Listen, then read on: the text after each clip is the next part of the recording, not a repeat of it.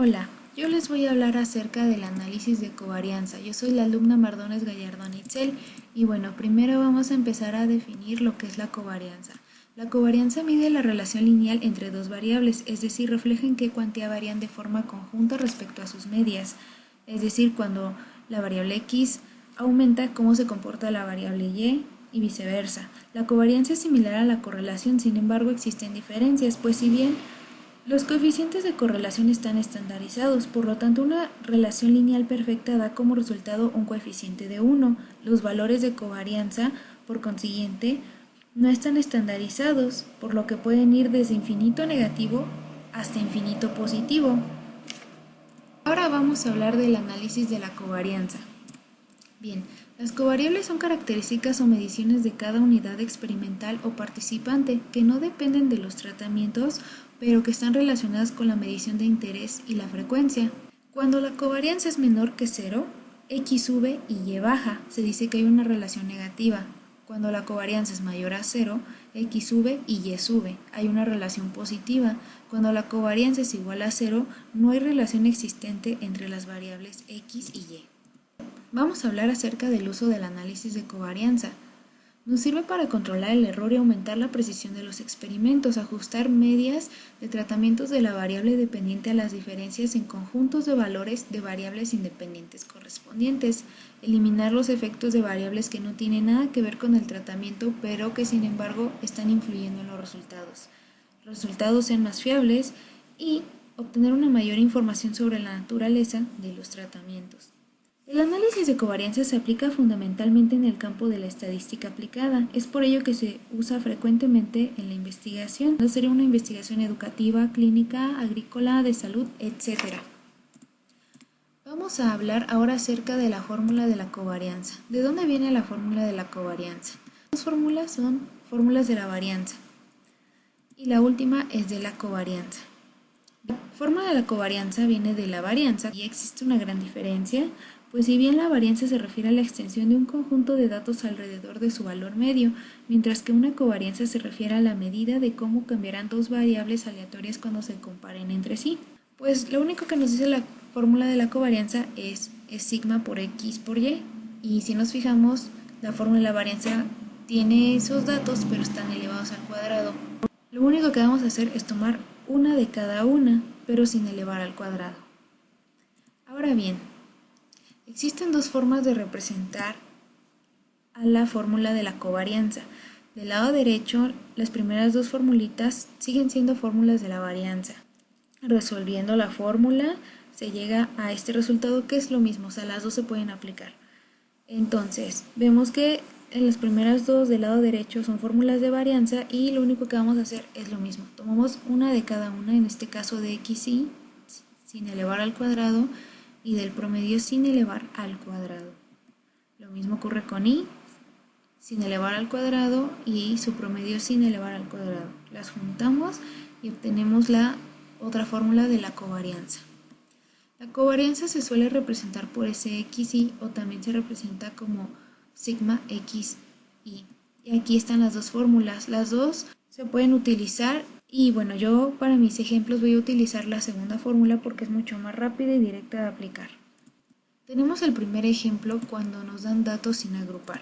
Y dice así, tenemos dos alumnos con sus respectivas calificaciones. Para X son las calificaciones de matemáticas y para Y las calificaciones de historia. Como primer paso vamos a sumar las calificaciones. Como segundo paso obtendremos el promedio de las calificaciones de X y de Y. Ya lo obtuvimos, aquí están lo que es las sumas. Ahora vamos a obtener lo que es el promedio. Aquí tenemos el promedio de X, el promedio de Y. Hay que darnos cuenta que en la fórmula también nos está pidiendo que es xy por y por ni. En este caso, nosotros solo multiplicamos x por y. ¿Por qué por ni no? Bueno, porque ni va a valer 1, es decir, la frecuencia es 1. ¿Por qué? Porque solamente son 12 alumnos, es decir, cada alumno sacó una calificación, el primero 6.4, el segundo 8.8, el tercer alumno 8.4 y sigue siendo un solo alumno. Por eso la frecuencia es 1 y no lo multiplicamos por ni, porque pues cualquier valor multiplicado por 1 pues nos va a dar el mismo valor. Y bueno, finalmente procedemos a aplicar la fórmula de la covarianza x por y por ni, que nos salió la sumatoria 514 entre el número de la muestra, que son 12, menos el promedio de x por el promedio de y nos da un valor positivo, que es 1.125. Entonces podemos decir que la covarianza es positiva y que cuando una calificación sea mayor, la otra también va a ser mayor. Es decir, cuando una variable aumenta, la otra también aumenta. Y si disminuye una variable, la otra también va a disminuir.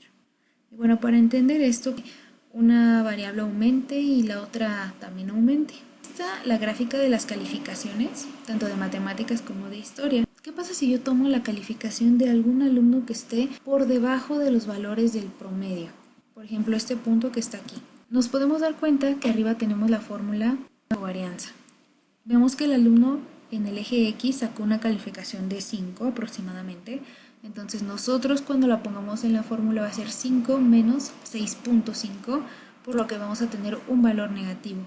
Y para el valor de y tenemos que el alumno sacó 4, va a ser 4 menos 6.4166, que también es un valor negativo. Pero a la hora de multiplicarse menos por menos es más. ¿Qué pasa si yo tomo la calificación de otro alumno que esté por arriba del promedio? Por ejemplo, este punto que está aquí. Nos damos cuenta que el alumno sacó 10 en matemáticas, entonces 10 menos 6.5 va a dar un valor positivo. Y en historia sacó 8. 8 menos 6.41 sigue dando un valor positivo. Al multiplicarlos sigue dando un valor positivo. Más por más es más. Por eso decimos que una variable aumenta y la otra también aumenta. Si una disminuye, la otra va a disminuir.